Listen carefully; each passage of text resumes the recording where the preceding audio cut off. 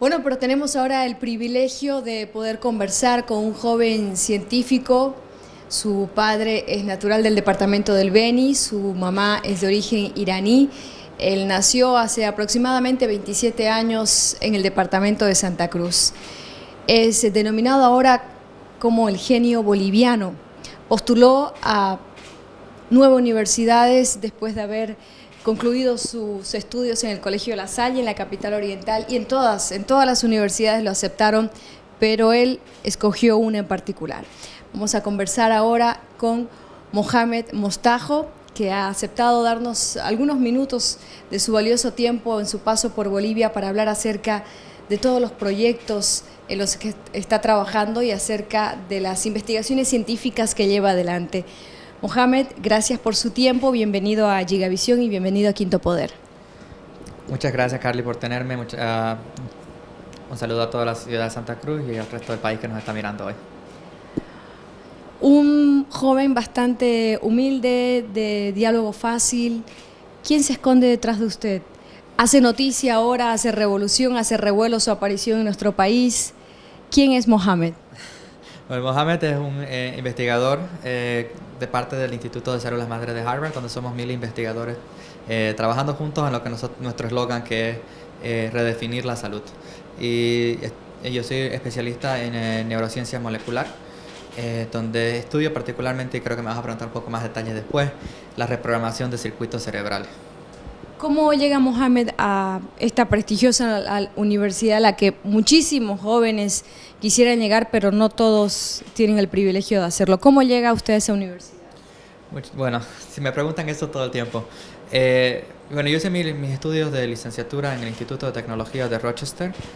Mis licenciaturas son en biotecnología y bioinformática, con un diplomado en ciencia, tecnología y política. Y después, al hacer investigaciones, publiqué muy bien como estudiante de licenciatura, tuve bastantes publicaciones. Y para mí, bueno, discutiendo con mis mentores en qué universidades debería ir, yo tenía un proyecto muy específico en mente, que es esto de reprogramación celular. Ellos me sugirieron aplicar a las mejores. Y Harvard, cuando entrevisté con ellos, era muy claro para mí que esta era la universidad correcta, que la forma de pensar que ellos tenían era muy similar a la que yo tenía en mente. Entonces, llegué a Harvard por mis investigaciones, escogí quedarme con Harvard por su manera de pensar y estoy muy contento donde estoy ahora. ¿Qué es esto de la biotecnología? ¿Cómo se entiende en lenguaje sencillo? ¿Qué estudia? ¿Cuál es el propósito de esta ciencia? Correcto, en la biotecnología lo que a nosotros nos interesa es editar la vida. Nos interesa cambiar las células de tu cuerpo, cambiar, por ejemplo, ingeniar genéticamente nuevas plantas, ingeniar genéticamente modificaciones en seres vivos, en animales. Entonces, este es el tipo de trabajo que nosotros hacemos, la ingeniería genética. ¿Hace cuántos años que vives en los Estados Unidos? Ya van a ser 9. ¿Cómo ha sido su experiencia en ese país? Estados Unidos para mí siempre va a ser un lugar al cual le tengo muchísimo cariño. Muchas de mis ciudades favoritas están en Estados Unidos y bueno, Estados Unidos creyó en mí cuando Mohamed todavía no tenía nombre y me dieron las oportunidades de realmente realizarme como persona.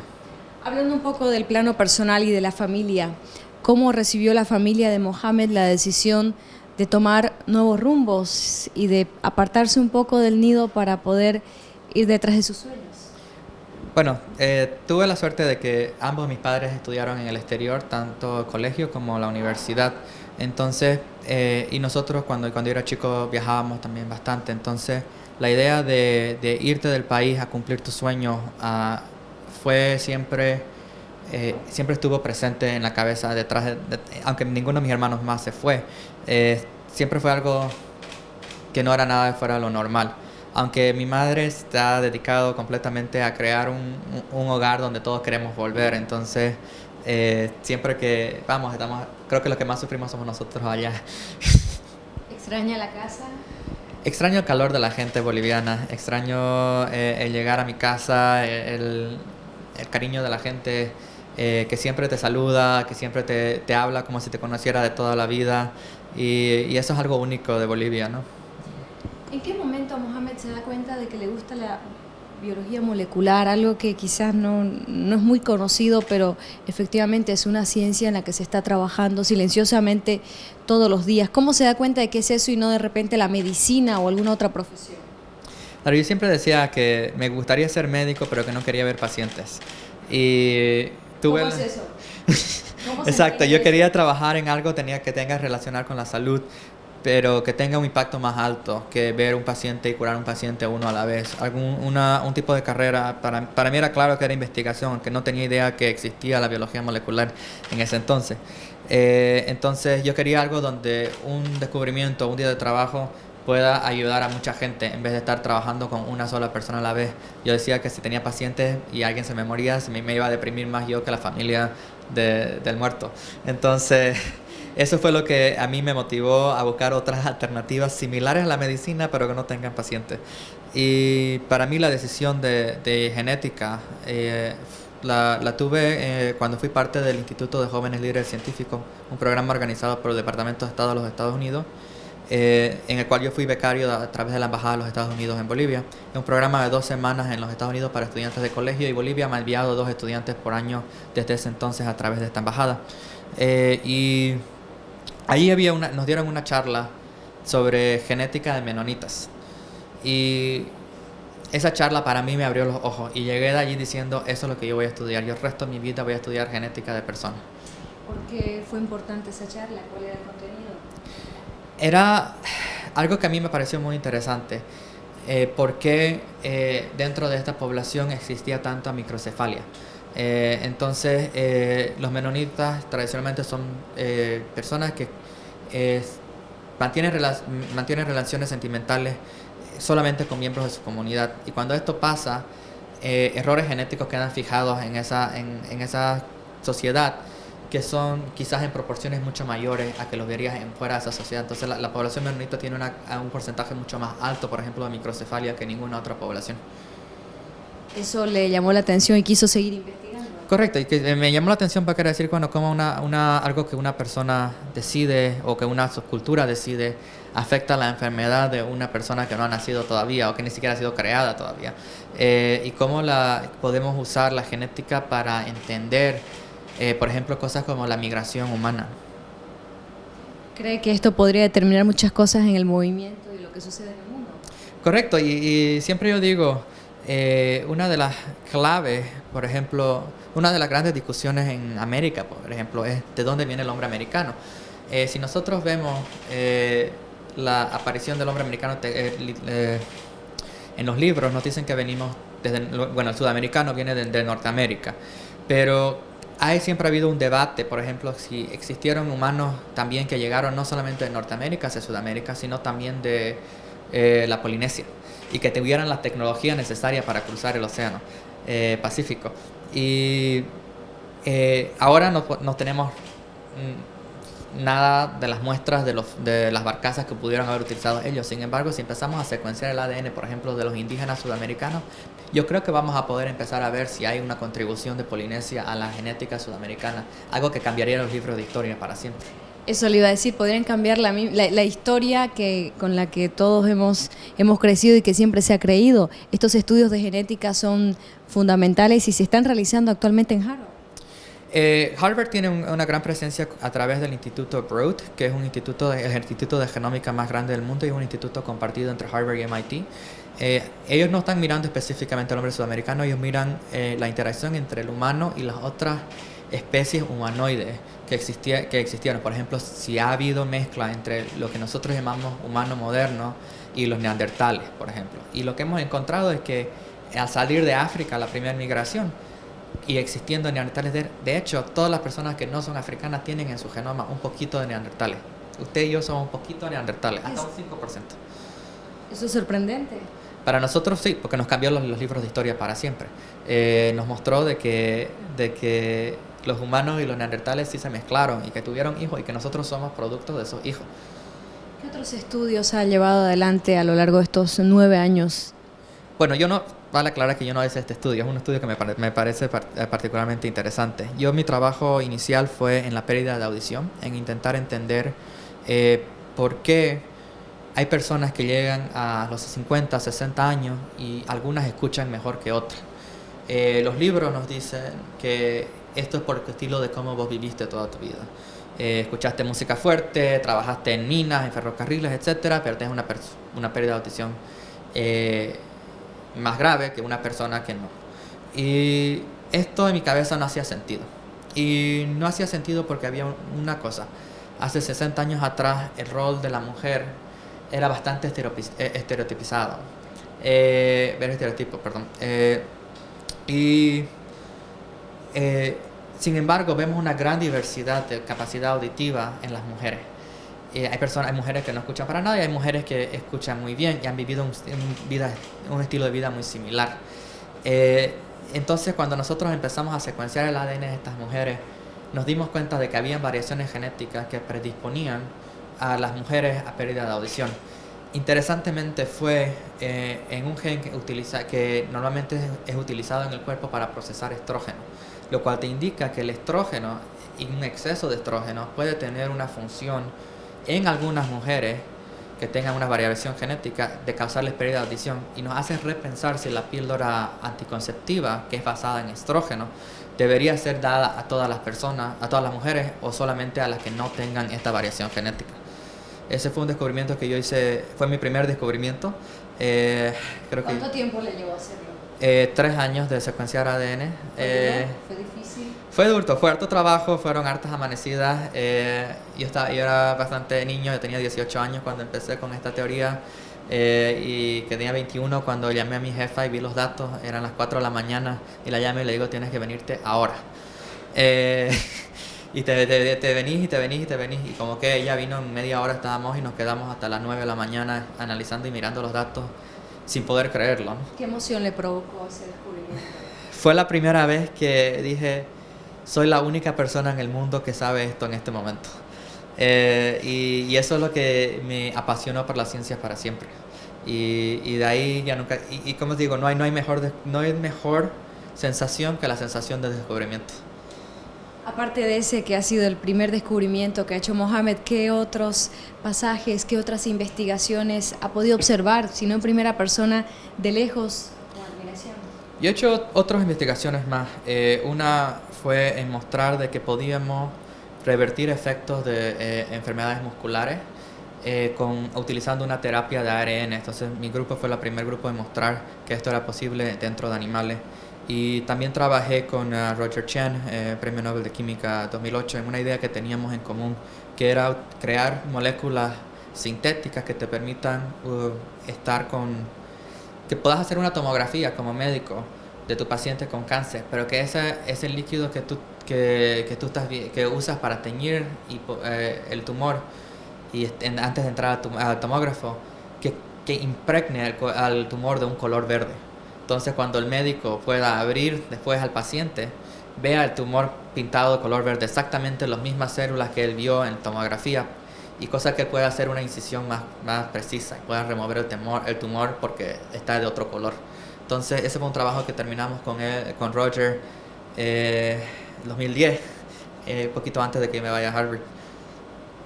Fue interesante, cómo fue trabajar con un hombre de esa categoría, que además, como bien decía usted, ahora ha sido reconocido por su aporte a la química. Correcto, bueno, Roger, cuando yo lo conocí ya era premio Nobel. Le ganó el 2008, yo lo conocí el 2009 y trabajé con él el 2010. Y yo lo conocí a él por accidente. Yo estaba cenando en un congreso y él estaba sentado al lado mío y yo no tenía idea de quién era. Y bueno, charlando le comenté la idea y él me invitó a ser parte de su equipo. Pero Roger es una persona que para mí ha sido muy especial. Él ha sido como un abuelo para mí. Yo le tengo muchísimo cariño y él también a mí. Y bueno, Roger es una persona estricta, pero que sabe cuándo y cuándo ser estricto. Pero es que también este tema de las investigaciones debe requerir mucha disciplina de parte de quienes están buscando algo, alguna respuesta. Ciencia es algo que te apasiona. La disciplina la creas tú mismo porque el científico es como un niño. El científico es como un niño de 3 años que está preguntando todo, pero es un niño que tiene ahora la capacidad de ir y responder esas preguntas. Dice, ¿por qué pasa esto? Pero ahora él tiene las herramientas para poder contestar esas preguntas. Y para mí, todo científico tiene una pregunta detrás de su cabeza que no lo permite dormir en las noches. Todas las noches te echas a dormir pensando en la misma pregunta y todas las mañanas te despertas pensando en la misma pregunta. Y cuando uno está pensando tanto en esa pregunta, las horas de sueño se disminuyen. ¿Mucho estrés? Hay bastante estrés. La carrera científica es, por definición, una carrera competitiva. Es una carrera donde tienes que estar en todo momento consciente de todo lo que está pasando a tus alrededores. Tienes que estar consciente de tus competidores. Tienes que estar... es una carrera donde para crecer tienes que ser... ¿cómo explicarlo? Tienes que compartir. Pero cuando compartes demasiado, alguien te puede robar la idea. Entonces hay que ser prudente. Entonces hay que emprender ese balance entre dar y hacerse esperar para mostrar su descubrimiento. Hay que tener paciencia. Paciencia, la paciencia de oro. Mohamed, ahora es calificado por muchos como el genio boliviano. ¿Qué sentimiento le provoca eso? No me gusta ese nombre. No. Mohamed yo no creo ser nadie especial. Yo soy una persona solamente que ama su trabajo y a mí me inculcaron siempre a eso. Mis padres nos dijeron desde siempre, ustedes hagan lo que ustedes quieran, nosotros no les vamos a decir nada, solamente disfruten de lo que hacen. Y yo tengo la suerte de que yo disfruto lo que hago, pero que a la gente le gusta lo que yo hago. Y he recibido muchísimo cariño de Bolivia. Por algo que a mí me fascina y es algo que, como te digo, no tengo ni cómo explicarlo. ¿Cómo se siente de ser una persona que pueda estar haciendo grandes contribuciones a la humanidad con sus investigaciones? Bueno, en cierto sentido la carrera científica es una carrera egoísta. Es una carrera egoísta porque el científico tiene, como les decía, una pregunta en particular y esa es la pregunta que responde. Pero los impactos de esa respuesta tienden a tener un efecto más grande. Pero creo que lo que nos lleva al laboratorio todos los días es intentar contestar esa pregunta. Una vez la contestamos, recién empezamos a ver las aplicaciones posibles. Y recién, por ejemplo, acabo de publicar un nuevo artículo y recién estoy empezando. Y hoy día estaba conversando con los chicos, con mis estudiantes en clubes de ciencias de las posibles aplicaciones de esto. Y digo, wow. Yo contesté una pregunta, pero ahora estoy haciéndome 20 o 30 preguntas más y los chicos aquí están haciéndose 100 preguntas más. Eso es lo importante, eso es positivo para usted. Claro que sí. Me dice que mañana voy a tener trabajo. Claro. ¿Cuál es el avance de los estudios científicos en Bolivia? Creo aún que estamos en pañales. ¿Cómo lo observa usted de lejos? Creo que tenemos excelente potencial. Yo lo estoy viendo, por ejemplo, ahora los estudiantes con los que estoy trabajando son muy curiosos, tienen las ideas correctas. El problema es que no tenemos las herramientas correctas. Es algo que yo estoy diciendo muy frecuentemente, tenemos las mejores intenciones, pero el camino no está marcado. Y es hora también, hoy Clubes de Ciencia está queriendo hacer eso, de un poquito ayudar a marcar el camino, ¿no? Háblenos un poco del Club de Ciencia, en qué consiste, cómo se seleccionó a todos los jóvenes que han formado parte de estos días de preparación, de capacitación. Bueno, Clubes de Ciencia, te explico primero qué es. Es una iniciativa de jóvenes hispanos científicos que quieren traer ciencia a Latinoamérica. Nosotros empezamos con México hace ya 3 años, con 100 estudiantes y 6 instructores. Hoy en México estamos con 700 estudiantes, 6 ciudades y 45 instructores por año. Este año nos expandimos a Colombia y a Bolivia. Y lo que nosotros hacemos son talleres gratuitos con un componente teórico, pero con bastante de componente práctico, donde los estudiantes tienen que diseñar junto con sus instructores, que en este caso para Bolivia son todos basados en Harvard. Tienen que diseñar proyectos que los ayudan a despertar ciertas curiosidades en ciencia. Club de Ciencia tiene otro componente adicional que es la parte de orientación vocacional, donde los instructores que han estado en exactamente la misma posición que estos estudiantes hace menos de 10 años, ayudan a contarles qué hicieron ellos, qué oportunidades tuvieron ellos y cómo estos alumnos pueden acceder a estas oportunidades. Entonces buscamos 2 cosas, despertar la pasión de ciencias, pero también servir de mentores a los estudiantes. El presidente Evo Morales anunció un gran encuentro de científicos bolivianos para este año. ¿Han tomado contacto con usted? Sí, yo fui invitado al evento, estaré asistiendo esta semana. Tengo bastantes expectativas de lo que se va a decir. ¿Cree que hay buenas intenciones para poder trabajar sobre ello?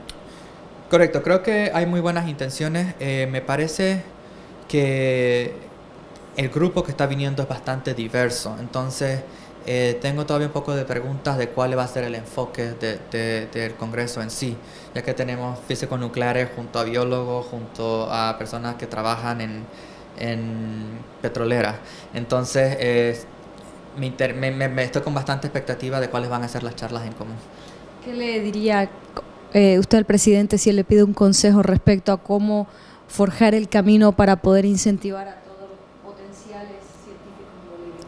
Algo que he estado hablando con otros científicos bolivianos es un poco la frustración de que ahora ciencia y tecnología de Bolivia depende de otro ministerio que si bien que es el Ministerio de Educación, y si bien ciencia y tecnología es tiene mucho que ver con educación, también tiene que ver mucho con industria y tiene que ver mucho con investigaciones que no tienen que ver ni con educación ni con industria.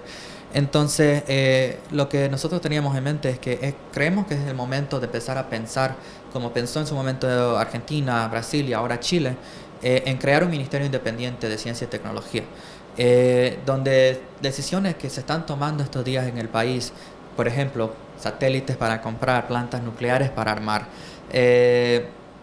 sean tomadas por científicos, más que por personas que han sido, por científicos que han sido entrenados en la ciencia detrás de estas tecnologías, más que por personas que han sido entrenadas más en gobierno. Creo que también sería importante empezar a tener científicos en lugares estratégicos, en posiciones diplomáticas. Por ejemplo, nosotros tenemos, por así decirte, la Embajada de Bolivia en Estocolmo, al ladito del Instituto Karolinska, el instituto encargado de anunciar los premios Nobel cada año. Entonces yo creo, por ejemplo, que esa embajada debería ser una embajada con un componente científico, donde podamos empezar a trabajar con este instituto, lo mismo con Tokio, lo mismo con Moscú, Teherán, el Consulado de Nueva York, Washington, Ottawa, donde podamos trabajar con estos países para intentar posesionar a nuestros estudiantes. Creo que todos los científicos tenemos muchos contactos dentro de la comunidad científica porque al final y al cabo nuestro círculo es bastante pequeño.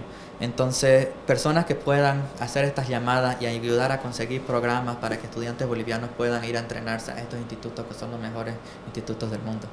Retomando el ámbito en el que usted ha desarrollado sus investigaciones, he leído también de que tiene mucho interés en lo que tiene que ver con las enfermedades tropicales. ¿Es cierto? Correcto. Bueno, mi interés particular es la genética y creo que Bolivia tiene, no sé si es la buena suerte o la mala suerte, que a diferencia de África tenemos un terreno bastante pequeño pero que está afectado por las mismas enfermedades.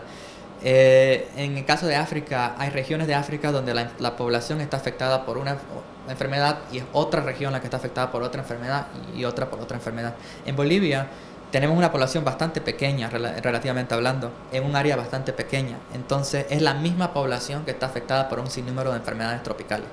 Entonces, cuando nosotros empezamos a secuenciar el ADN de personas y decimos, bueno, 20.000, 30.000, 40.000 personas, que de hecho no es algo bastante caro, vamos a empezar a entender preguntas como ¿por qué hay personas que viviendo en la Amazonía toda su vida jamás se contagiaron de dengue? Jamás se contagiaron de ninguna enfermedad tropical, y empezar a entender cuáles son esas personas que son excepciones a la regla, porque si empezamos a entender el ADN de esas personas vamos a empezar a entender cuáles son los genes importantes para dar susceptibilidad a estas enfermedades, y vamos a empezar a abrir caminos hacia el desarrollo de nuevas vacunas, ya sean genéticas o que alteren estos genes de alguna manera, para poder, mi sueño sería crear nuevas vacunas para enfermedades tropicales que sean 100% hechas en Bolivia, con la información de personas bolivianas, con la información genética de personas bolivianas. O sea que su futuro lo proyecta en nuestro país. Me encantaría trabajar con Bolivia, me encantaría trabajar en este proyecto. Tengo varios otros proyectos científicos que tengo en mente. Me encantaría entender la evolución del cerebro, por ejemplo, y creo que la biodiversidad que existe en Bolivia en cuestión de fauna nos podría ayudar a entender, por ejemplo, cuándo circuitos que son importantes para cierto tipo de visión empezaron a aparecer en la evolución, y cómo podemos entender esos circuitos para después entender circuitos más complejos que son los circuitos humanos, y poder empezar así a desarrollar terapias para enfermedades neurológicas, ¿no? Entonces hay harto que hacer en Bolivia, es un terreno virgen en cierto sentido. Es cuestión de tener las herramientas y el equipo correcto, ¿no? ¿Qué se necesita para trabajar, por ejemplo, en este ambicioso proyecto que tiene que ver con la fabricación de vacunas? ¿Qué se requiere? Bueno, antes de poder tratar una enfermedad tenemos que completamente entender una enfermedad. Entonces, la primera fase tiene que ser crear un instituto de biología molecular interesado específicamente en entender la genética que va detrás de las personas bolivianas en correlación con sus estados, con su historial médico, ver que estas personas nunca se enfermaron o se enfermaron. Tenés tu equipo con este instituto y después ves los genes importantes y después empezar a editar estos genes. Ya tenemos ahora la tecnología que nos hace la edición de los genes muy fácil. Uno de nuestros invitados, por ejemplo, en Clubes de Ciencia, que está impartiendo uno de los talleres hoy, fue la primera persona en mostrar que él podía editar las células sanguíneas para hacerlas resistentes al VIH. Si usamos la misma tecnología que él utilizó para hacer las células resistentes al dengue, por ejemplo, o las células sanguíneas resistentes a malaria, vamos a empezar nosotros a fabricar vacunas genéticas. Y creo que la tecnología está allí, el equipo prácticamente está allí. Es cuestión de tener las herramientas necesarias para poder hacerlo. Según lo que he leído, usted también ha mostrado interés por lo que se denomina como la epigenética del desarrollo neural. ¿Qué es eso? Traduzca. La epigenética del desarrollo neuronal es un poco la parte de esto de investigar diferentes animales en el desarrollo embriológico, ¿no? Es decir, ¿qué pasa en una neurona cuando una neurona madura? A mí me fascina el cerebro. El cerebro es el órgano más complejo y es lo que nos hace bastante humanos. Pero ese cerebro cambia mucho desde que nosotros nos formamos como embrión hasta que nosotros morimos. Sin embargo, neuronas no se están formando, sino que son cambios en la estructura de las células en sí que van cambiando y las van haciendo que nosotros vayamos madurando como personas. Y a mí me interesa entender exactamente qué es lo que está pasando dentro de la célula, dentro del contexto normal, cuando un cerebro está madurando, o en el contexto de enfermedades, ¿por qué este cerebro maduró distinto? Con la idea de que si yo puedo entender cuáles son estas reglas que crean un cerebro normal o crean un cerebro enfermo, quizás pueda llegar después a reinstruir un cerebro enfermo en un cerebro normal. Bastante ambiciosos los proyectos y las investigaciones que tiene la mira. Tenemos mucho por hacer. Mohamed, pero también usted tiene un lado solidario y es que ayuda a una fundación en Bolivia o a personas que han sufrido algún tipo de abusos sexuales. Bueno, la fundación esta ya no existe. En algún momento fui parte con el Colegio Médico de Bolivia del Centro para Investigación, Prevención, Tratamiento del Abuso Sexual, CIPTAS. Y CIPTAS fue para mí la primera oportunidad de hacer investigación social. Y este centro se dedicaba en su momento a atender niñas que fueron violadas y le proveía casa temporal, ayuda legal y ayuda médica y fue un instituto fenomenal en Bolivia y fue uno de los principales movedores para la unidad, lo que es hoy la unidad de víctimas especiales. Lamentablemente el instituto ya no funciona y bueno, es una pena que ya no tenga. Pero también tiene interés por investigar temas sociales como este, ¿no? Que es un flagelo. Correcto, creo que siempre digo, la relación entre ciencia y sociedad es muy importante. Lo que nosotros podemos aprender de sociedad y aplicarlo en ciencia es fenomenal, pero lo que nosotros podemos aprender de ciencia y aplicarlo en sociedad es aún más fantástico. Entonces, sí, las investigaciones sociales son muy importantes para informarnos y para dirigir y para motivarte a hacer ciencia, ¿no? Mohamed, ¿usted ha soñado alguna vez con ser nominado a un premio Nobel? Esa pregunta es un poco incómoda porque creo que todo científico en algún momento sueña con haber ganado el premio Nobel, con ganar el premio Nobel, ¿no? Lo que vale la pena aclarar es que el premio Nobel es un premio a tu carrera, es un premio a tu carrera científica, a las contribuciones que has hecho a lo largo de tu vida. Sí es dado alguna respuesta en específica, pero es dado aproximadamente 20 a 30 años después del descubrimiento. Porque, correcto, tiene que haber trayectoria porque tiene que ser, no solamente que existe el descubrimiento, sino que la sociedad científica aceptó tu descubrimiento y construyó en tu descubrimiento.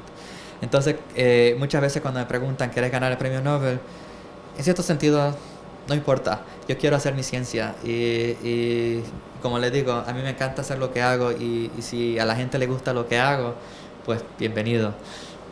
Mohamed, los científicos también se caracterizan no solo por ser hombres brillantes e inteligentes, sino porque en su mayoría son hombres muy solitarios.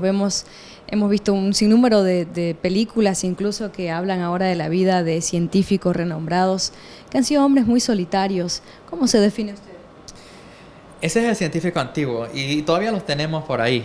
Creo que últimamente con la competitividad de ciencia y con el crecimiento tan masivo que hemos tenido de ciencia en los últimos 20 años, el científico ha sido forzado a ser una persona sociable. El científico tiene que viajar 2, 3, 4 veces al mes a distintos países, tiene que estar en congresos, tiene que estar en la prensa, tiene que estar en... Entonces el científico solitario de antes, donde se podía encerrar en un cuarto y no salir del cuarto en 6 años, ya no existe. Ahora creo que inclusive las universidades élites seleccionan a estudiantes basados en no solamente en su capacidad intelectual y su creatividad, sino también en la capacidad social, porque son las personas que realmente tienden a crecer más dentro de la ciencia. Entonces, yo le decía siempre, cuando yo iba a entrevistas con Harvard, con Stanford, con la Universidad de California de San Francisco, tenía eventos en discotecas, tenía eventos en cruceros, donde te ponían en situaciones incómodas, donde te ponían en fiestas, donde te ponían... Y yo lo que querían ver era cómo reaccionabas a estas situaciones, y era parte del proceso de selección. Entonces... Parte de la prueba era cómo se porta Mohamed en una discoteca. Con trago ilimitado, con música ilimitada, con chicas, con todo. Mohamed va a guardar su compostura, va a ser una persona antisocial, va a ser una persona demasiado social, y eso es algo que ahora ya viendo desde el otro lado del puente, hacía mucho sentido hacerlo, ¿no? ¿Le queda tiempo para el amor? En estos momentos no. En estos momentos entre estar en mi laboratorio 15 horas al día y estar trabajando con clubes de ciencia 2 a 3 horas al día, no me queda tiempo ni de dormir. ¿Hasta dónde quiere llegar? ¿Hasta dónde quiero llegar? Quiero llegar... esa es una pregunta muy difícil porque creo que nosotros en cada día llegamos hasta donde te sentís cómodo en ese día. Creo que yo soy una persona feliz porque siento que a mis 26 años estoy exactamente donde yo quería estar. Entonces me siento contento con lo que he conseguido. Entonces estoy muy feliz hoy. De aquí a 1 año, de aquí a 2 años, tendré otra visión de donde yo quisiera estar. Y bueno, por ahora estoy cómodo y feliz. Ahora estoy teniendo preguntas en mi cabeza que también me hacen pensar que tengo que empezar a estudiar otras ramas. Preguntas como cuáles. ¿Qué es lo que, por ejemplo, hoy no lo deja dormir? Usted dice que los científicos todos los días se acuestan con una pregunta y despiertan con la misma pregunta en la cabeza. ¿Qué pregunta tiene usted ahora en la cabeza? Me vas a decir que estoy loco. Pero le estaba hoy día justamente hablando con mis estudiantes de esto. Mi especialidad ahora, mis últimas investigaciones es en reprogramación de circuitos. Pero yo trabajo ahora con circuitos que normalmente existen en el mismo organismo. Yo trabajo con ratones, pero... Con ratones, pero digamos lo que yo hago es convertir un circuito visual del ratón en un circuito motor. Pero ahora empiezo a pensar en preguntas. ¿Qué pasa si pongo un circuito que normalmente no existe en ratones o un circuito que no existe en humanos? Puedo empezar a instruir nuevos sentidos, por ejemplo. Si empiezo a entender cómo funciona, eso decía, por ejemplo, Bolivia sería un socio específico en esto, cómo funciona el cerebro del murciélago que lo permite ecolocalizar, lo cual ni los humanos ni los ratones pueden hacerlo. ¿Será que si yo empiezo a entender cómo funcionan esos circuitos, después yo poder reprogramar un circuito humano para crear el próximo Batman, para crear el verdadero Batman y crear el verdadero Aquaman, donde podamos instruir ecolocalización en el humano? Bueno, pero sí comienzan los grandes descubrimientos, como unas locuras. Sí, cuando nosotros planteamos que neuronas y circuitos podían ser reprogramables. Para empezar, estoy hablando del 2011, cuando comenzamos la primera parte de este proyecto. La gente nos dijo que estábamos completamente locos. Y este año, en noviembre, publicamos por primera vez la capacidad de instruir un circuito motor dentro del cerebro de un animal. ¿Qué le diría usted a todos los jóvenes y no tan jóvenes que todavía sueñan con muchas cosas, no solamente con ser científicos? ¿Cómo inspirar a que se pueda cumplir aquello que uno desea con mucho esfuerzo? Que sí se puede, las oportunidades están allí. Muchas veces nosotros queremos dar un gran salto, pero los caminos son caminos que hay que ir caminando y no saltando. Siempre tenés oportunidades alrededor tuyo, solamente es tomarlas una a la vez. Yo crecí de a poco en poco, cada vez cogiendo una oportunidad más y una oportunidad más hasta llegar donde estoy. Y todavía tengo mucho por crecer. Y creo que ahora también tenemos, y creo que los jóvenes tienen que estar dispuestos a hacer eso. Si tienen una meta en mente, tienen que empezar a pensar, ok, yo quiero llegar aquí, ¿cómo puedo llegar aquí? Y intentar a ingeniar en reversa esos pasos y ir un paso a la vez. Muchísimas gracias, este fue un diálogo, muchas gracias por su tiempo, muchas gracias por esta conversación que inspira realmente y que nos enseña muchas cosas, principalmente no darse por vencido y avanzar, pero con paso firme y seguro. Muchísimas gracias, orgullosos de tenerte en Quinto Poder y en Gigavisión. Muchísimas gracias a ustedes, un cariño especial y gracias por su tiempo y por tenerme en el canal y muchas gracias a la población que me está escuchando hoy.